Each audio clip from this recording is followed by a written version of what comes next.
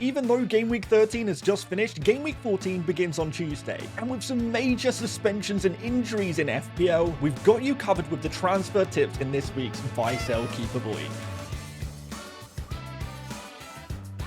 This video is split into two parts, the first of which we'll be having a look at those players you may already have in your squad and which ones you should keep and which ones you should sell. After that, we'll be looking at replacements with which players you should buy and which players you should avoid. Players will be tier listed with the best players at the top and the worst ones at the bottom. Hello and welcome to FPL Mate. My name is Dan. Hope you all had a really nice, positive and strong Game Week 13. I know it was pretty good for myself. So let me know how you scored down below, guys. Really curious to know if there's any big scores and big rank moves in there. But we need to look ahead to Game Week 14 already, guys. So we've got our Buy, Sell, Keep, Avoid video a little bit earlier than usual today. So let's start off here with the forwards, those players that you may already have in your team, which kind of players we might be looking to keep. And of course, we are going to be looking to keep those players who have pretty good fixtures this week. So Mateta, Joao Pedro and Voltemada would be looking to keep all of these guys. Mateta with a penalty goal in Game Week 13, pretty nice. Joao Pedro did get an early sub, but I think the next three fixtures are strong enough to make him worth keeping. And Voltemada here as well. Actually looking quite good at the moment. I know he's not scoring every game week, but every time I watch him play, he looks really positive, really encouraging. And this Spurs at home fixture following Newcastle's amazing 4-1 win at Everton, this is looking more and more positive. We know Newcastle are a very strong team at home as well. So ahead of that Spurs and Burnley fixture in Game Week 15 as well, I would actually feel very optimistic as a Voltemada owner indeed. But I think it's very obvious Mateta and Joao Pedro are keeps. I think Voltemada has now become a keep because of the performances over the weekend, I suppose. We need to move on into the monitor section. So Welbeck is going to be one to monitor for me. He is obviously scoring plenty of goals, 5 goals in his last 6. Very nice indeed. But there has been a big overperformance here, as you can see, guys. Just 2.63 XG during this time. And you also do have to wonder, will there be rotation? And a big theme of today's video is going to be those midweek fixtures. Because we do have a Tuesday deadline, we're going to see fixtures on Tuesday, Wednesday, and Thursday this week. And therefore, some of those players who maybe are often rotation risk may be indeed rotated in these midweek fixtures, or if not, maybe at the following weekend. So Welbeck is maybe going to be one of those guys. Not too much evidence of that recently, considering he has started 6 in 6. However, it is something to be concerned about, particularly as the young Greek striker Simas came on and actually scored in Game Week 13. So you wonder if he may have earned himself a start there. But I think in general, you're probably more towards keeping Welbeck than selling him. After that, I've got Bowen in here. I think with Bowen, the advantage of him is that he is so good for minutes. He has been underperforming recently, although his data is not amazing or anything like that. He is still underperforming. The fixtures are pretty average in the next few, but he gives you those guaranteed minutes, and I think that's going to be pretty useful in the near future. So I wouldn't feel too much pressure to sell Bowen unless you have no other issues in your team. A lot of people will have other issues, and that maybe means that Bowen is going to be a keep. But for those of you guys who do have Bowen and, you know, the rest of your team's looking really strong, I think he's definitely a player you could consider selling this week if we can find a nice forward replacement for him.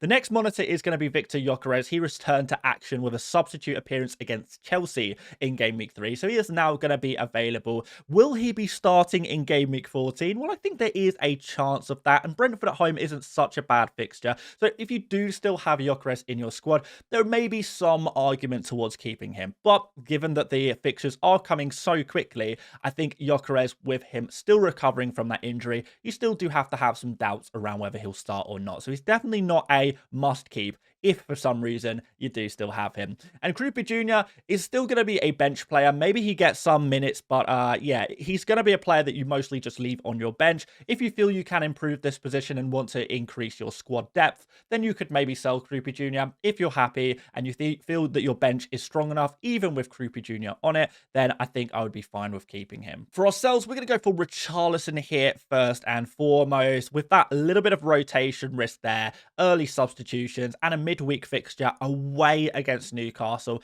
I don't like the look of this very much at all. We're also seeing pretty weak data from Richarlison, just 0.6 XG. So even though he has got 2 goals and an assist, this is a big overperformance from him. Ekitike is also going to be a sell with rotation risk for him. I know he wasn't fully fit for game week 13, but with Isak scoring a goal in game week 13, yes, I can't believe we're saying that. Maybe that does relegate Ekitike to the bench once again in game week 14. But it's very, very difficult to call with fixtures coming thick and fast. And there is going to be rotation in the forward slot for Liverpool. We already knew this one. So there is a chance Ekitike starts, but do you want to take that risk with an 8.5 million man over the longer term?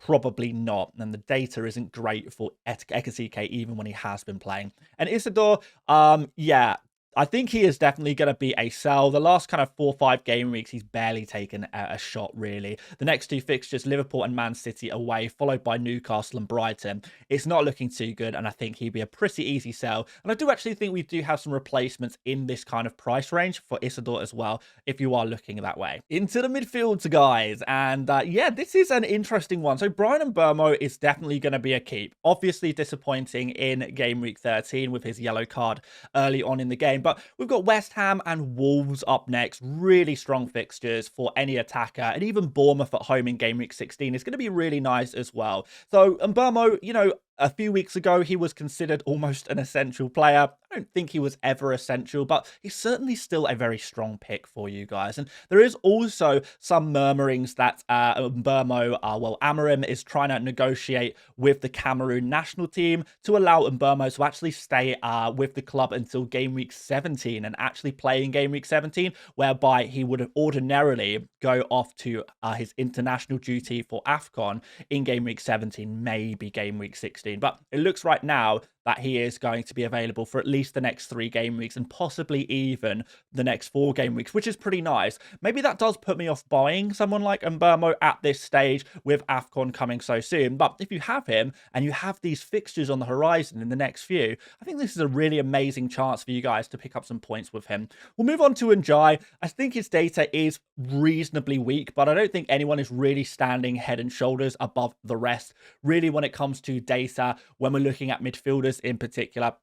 So I think taking a penalty taker who is still creating chances, who is still taking shots, who is playing some pretty good fixtures in the next 2 in Bournemouth and Forest, he is probably worth keeping for 2 more game weeks before maybe moving him on to someone else. Of course, you're going to have to contend with international duty for Njai within a few weeks as well. So these are kind of nice short-term holds. Semenyo is not going to be going off to AFCON since Ghana didn't qualify, but I think he's worth keeping, to be honest. Everton at home is a nice fixture. We've got Burnley at home in 17 is a nice fixture. And I think Chelsea and Man United are okay fixtures as well there. Semenyo obviously disappointing in game week 13 coming back from injury, but he was really unlucky in that game. Those of you guys who watched it will know that he had that goal disallowed. He created an open goal chance for Evan Nilsson, and Evan Nilsson managed to hit the woodwork for that one. So Semenyo super unlucky in game week 13. And I think if he is going to be doing that kind of thing every game week, when we look at this Everton fixture, we look at this Burnley fixture, I would feel no pressure whatsoever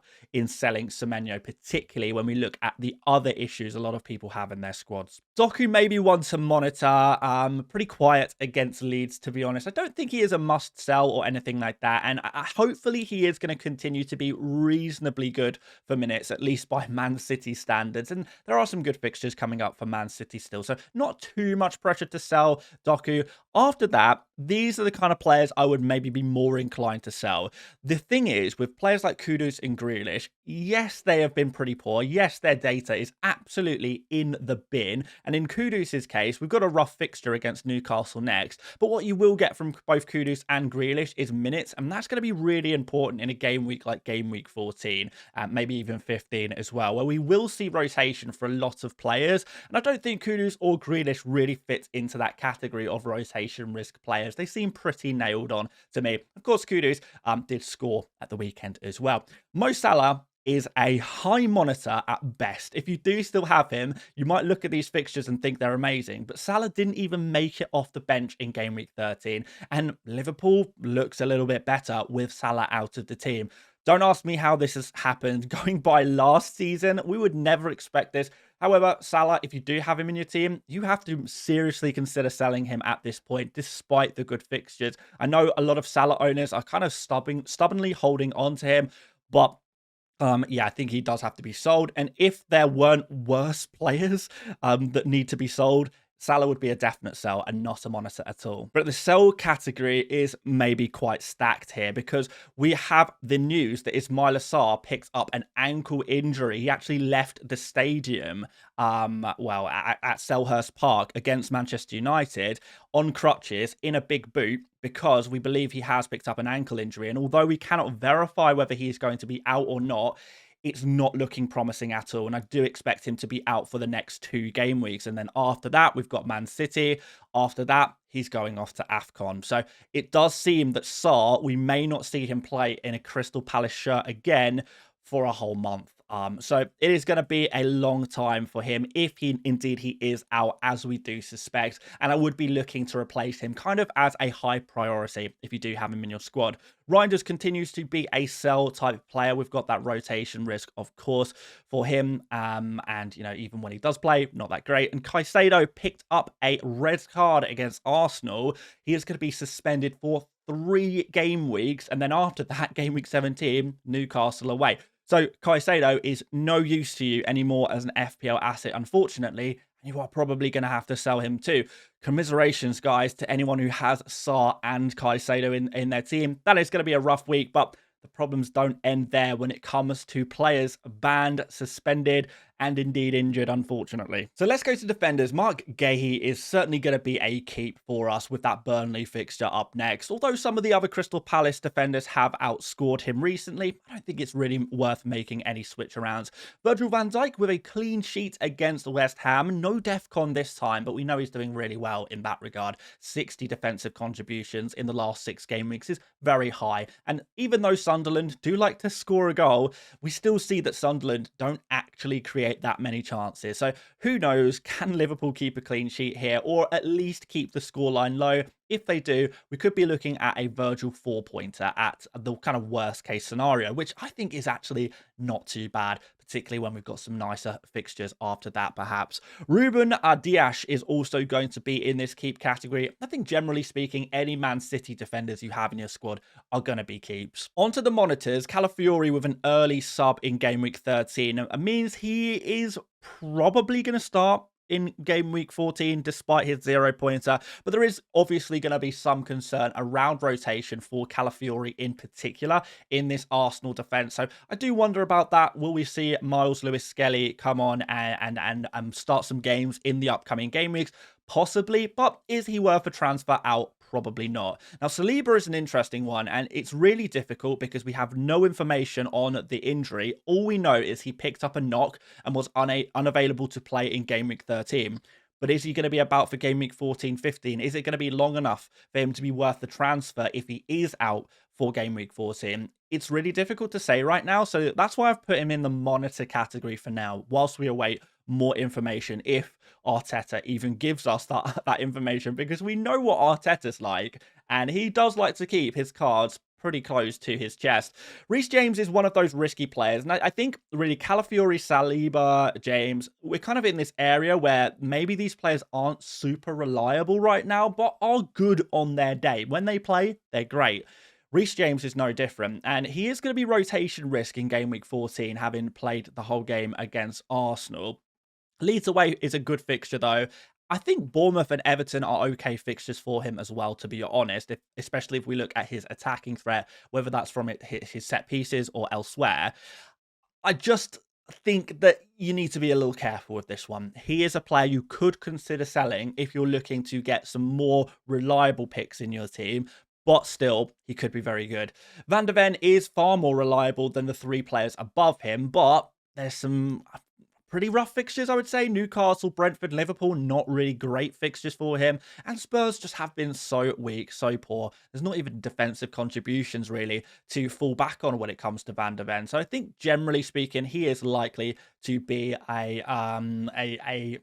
near to a sell, at least for us. Pedro Porro with some rotation risk, no DEFCON, weak fixtures, weak defense is going to be a sell. And here are the kickers. And Yeah, Trippier, obviously, we learned at the end of last week that he is going to be out for a month, but Senesi has picked up his 5th yellow card and is going to be suspended for the Everton at home fixture. And after game week 14, really the only good fixture Bournemouth have for weeks and weeks and weeks is going to be Burnley at home in game week 17. So you're not going to get game week 14. You're going to get a rough fixtures in game week 15 and 16 where you probably wouldn't want to start him anyway. And then after game week 17, the fixtures are pretty rough as well, especially if you're planning on free hitting in game week 17 anyway, or maybe around that period. Maybe some people free hitting 16, for example.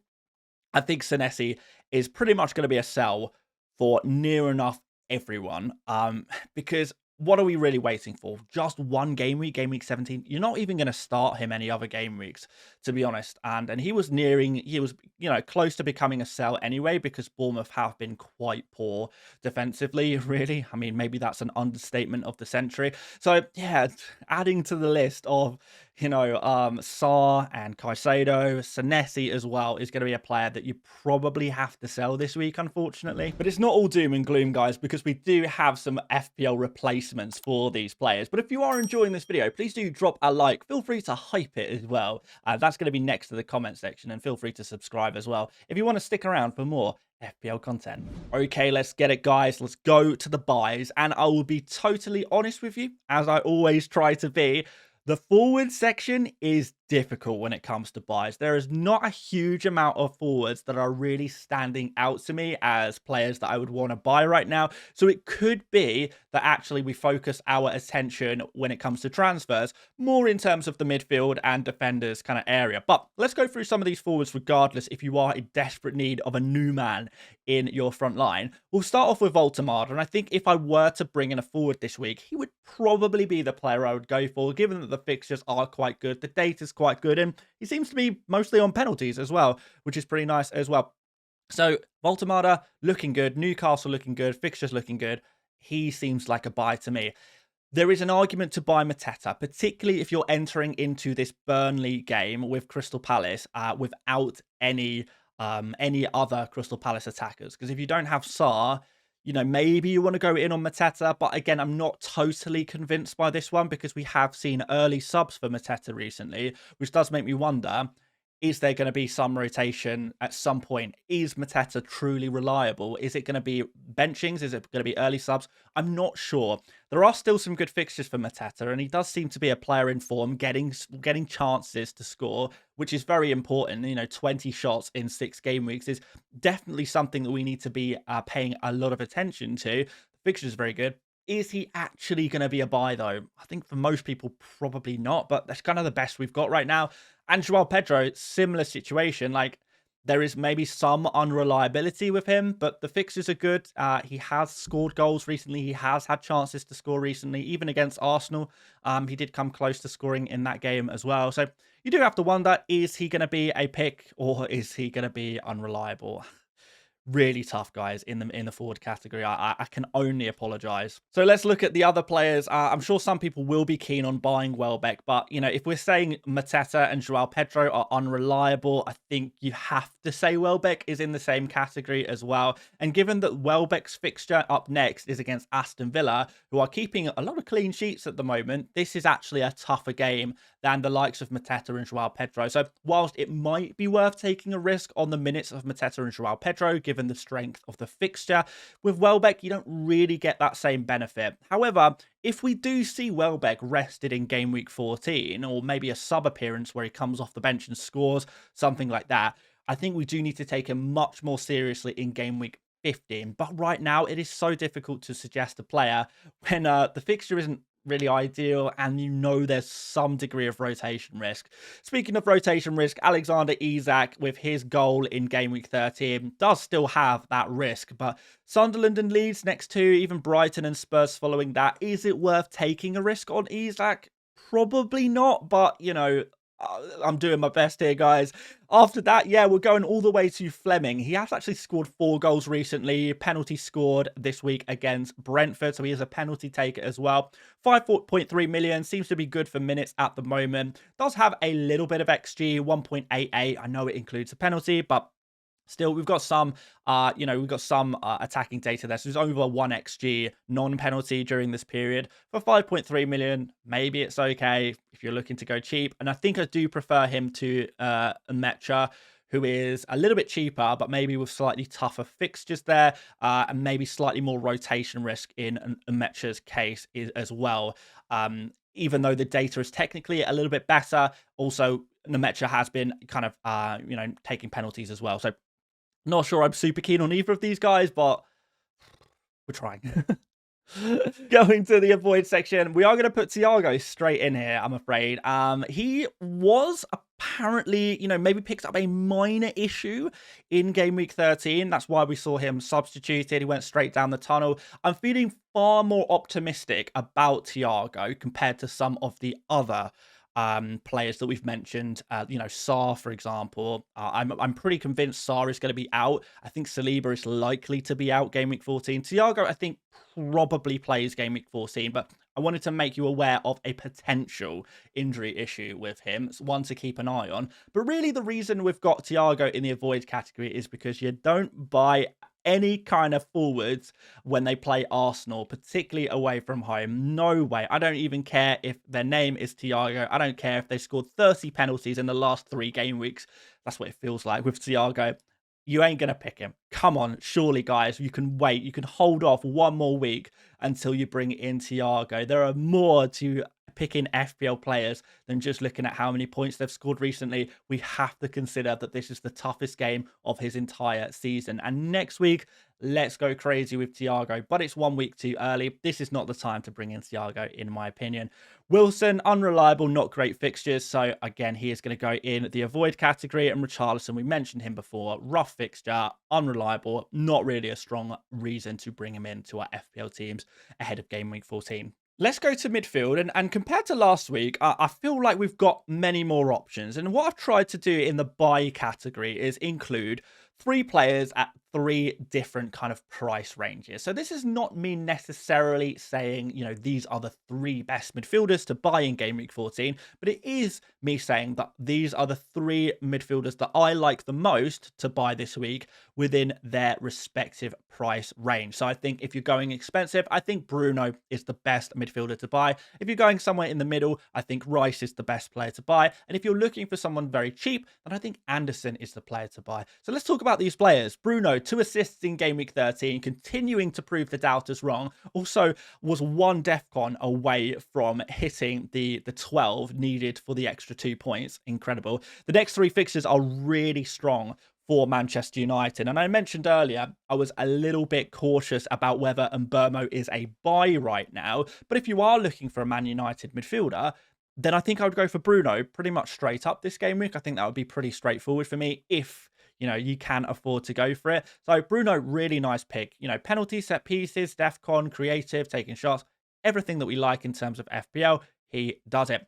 Declan Rice, I think I probably owe everyone an apology, to be honest, because Declan Rice, and I've said this before, maybe within the last few weeks, but maybe over the longer term, I think I have overlooked Rice way too much and, not acknowledged enough that he has really drastically improved as an FPL asset. He is actually genuinely putting up good numbers right now in terms of XG, XA, key passes, shots, this kind of stuff. It's genuinely good for his price range at least. And also, he is looking really good for defensive contributions as well. So Rice, we kind of mentioned the last few game weeks, he is creeping towards being a buy. I think I'm finally happy to say it, guys. I'm happy to admit it. It only took me 13 game weeks of being, too hesitant on Rice to say, yeah, this guy is a buy. There's no problem with buying Rice at this point. And I think what has really helped is injuries to the likes of Gabriel, maybe Saliba as well. That has opened up route ways to get Declan Rice into our teams. He is far more of a buy than he ever has been before. And I'm very happy to admit that. Looking at these next fixtures, pretty nice for Arsenal as well. I'm happy with it. Going to Anderson next. Now, he is a little more underwhelming, but he is super reliable right now. And you're not reading this wrong, by the way, guys. 87 defensive contributions in the past 6 game weeks. He is, well, forget everything you thought about Caicedo or Senesi or anyone else. There is one true DEFCON master, and it is Anderson. at Nottingham Forest. 5.3 million now, so pretty cheap price tag here. He will take a penalty if many other players are off the pitch. We saw that a few weeks ago. He is on some set pieces as well, which is kind of useful. He does have a little bit of creativity, 16 key passes in 6 game weeks. That is decent numbers there. And the fixtures are really nice as well. So I think generally speaking, we'll see from Anderson, he's going to be a reliable 4-point man, should get you 4 points most game weeks. And occasionally, if Forest keep a clean sheet, he'll get you 5 points, and even more occasionally, he'll get an attacking return as well. So I think he's actually a really nice pick, not necessarily to play every single game week, but at that price range, I really like the look of him, and I would be very keen to go for him. So those are your buys. Let's move on to the monitors. I think going into this period, Eze does have some rotation risk. And if he didn't, I would be way more bullish on him as a pick. But unfortunately, because Arsenal do have a deep squad, more and more players returning from injury in those attacking areas, Eze is going to occasionally find himself with early subs and maybe benchings as well. So that is something to contend with, but still, at 7.7 million, he is still probably worth having a very serious look at if you're looking to buy a midfielder this game week. And as such, he's very high on the monitor section. Minter's got to be high on monitors as well here. Definitely got to be a consideration. His underlying data is not great, but 5 assists in the last 6 game weeks kind of speaks for itself, really. But do be aware that there has been a significant overperformance from him. And maybe Aston Villa isn't the best jumping on point. Neto is a player who I'm not sure is reliable, but the fixtures are really nice in the next 3 for him, and his form has been fantastic as well. And Phil Foden, is there maybe some concern about rotation? Maybe. I think Fulham away is maybe not a good enough fixture to spend this much money on a player who is perhaps a little bit unreliable, but I have a feeling I could be proven very wrong on this one. So he's definitely not an avoid. I don't want to say Foden is an avoid, but I think you have to be a certain profile of FPL manager to take the kind of risk on Foden. It could really pay off. It really could. But perhaps he is going to be a little bit more risky than some of the other players we have mentioned on this list. And I think maybe Game Week 14 lends itself to maybe slightly more sensible suggestions. Maybe I'm wrong on that one, but yeah, we'll put Foden in the monitor regardless. He has been really good for minutes, but I still have some doubts around that one. When it comes to avoids, I've got Dewsbury Hall in here. If you have him already, he's absolutely a keep and very playable in the next 2. But over the slightly longer term, Everton's fixtures are just not good enough to justify a transfer here unless you are, absolutely desperate for cash and really need to make a significant downgrade in your team. Harvey Barnes is going to be rotation risk going into this midweek fixture. Not sure if he is going to play or not, despite him being very good recently. But yeah, too risky for me ahead of this Spurs fixture. And Cole Palmer is also way too risky for minutes. I know, back on the bench, technically fit, technically available. Some people may be looking at Leeds and thinking, if Palmer starts, this could be huge. I think it's a little soon after his return from injury to be buying him, particularly at that price tag and what you would need to sacrifice in order to get him into your team. So another player where maybe a little patience is needed. Going into the defense, the top 3 has not changed from last week, in my opinion. It is still going to be Timber, Munoz, and O'Reilly as those top defenders to buy. And maybe that is going to be, somewhat dependent on what your kind of what your availability of money is, your how much you can afford, what you can afford to go for. Because obviously Timber and Munoz, very expensive these days. They really are. Timber looks really good. Any kind of fixture, you still back the Arsenal defense, even if Gabriel and Saliba are missing, because they do have that depth in their squad. Munoz, I don't think he is as attacking as a lot of people make him out to be. For example, against Manchester United, we're looking at maybe 1/2 shot, 1/2 chance created. And we see that most game weeks for him. Obviously, he did get that kind of rebound scruffy goal in game week 12, which a lot of people saw and thought, okay, this is an amazing attacking defender. I don't think he is quite that. He's good. He is very good. And that's why he's in the buy section. But I don't want to kind of say that this is an essential pick. And I think if it weren't for the very good fixtures in 3 out of the next 4 fixtures, I wouldn't be as bullish on Munoz at that kind of price tag. But he does have good fixtures. We know he's good for minutes. We know he does have some decent attacking output. It's not, as much as some people maybe think it is, but it is still very good. So as such, I still like him as a pick, particularly if those minutes can continue, and I don't see why they won't. He's been nailed for so long in all competitions, like fitness monster. O'Reilly is a little riskier for minutes, particularly with it being a midweek fixture, and we could see maybe Gavardio or Ait-Nouri play at left back. But if Man City want to continue to get results, they are going to have to play their best players, and there's no doubt that O'Reilly is looking brilliant right now. Really strong XG numbers, as you can see, 1.78, maybe unlucky not to score in game week 13. And he's creative as well. So lots to love about O'Reilly as long as he starts, but he is risky with those minutes. But if you are happy to take that risk, cut some corners with the price a little bit, 5.1 million, I would definitely consider going there. If you're looking to go cheaper, I think Richards is probably the best we're going to get. I don't know if he is even 100% nailed on in the midweek games, because we have seen him occasionally miss, you know, some Conference League games, for example, some League Cup games. And as such, there is maybe some concern there about him, but the fixtures are good. If you think he's going to start, he's the best you're going to get for 4.6 million. After that, Malik Chow seems like a bit of a knee-jerk after his 2 goals in game week 13. We're not going to see that every game week, don't get me wrong, guys. He does have a bit of attacking threat, though. We have spoken about him on this channel probably more than any other FPL channel you've watched, to be honest. Let's be real. Yeah, certainly I think Newcastle, if they can get things together defensively, and it seems like that was a good start in game week 13.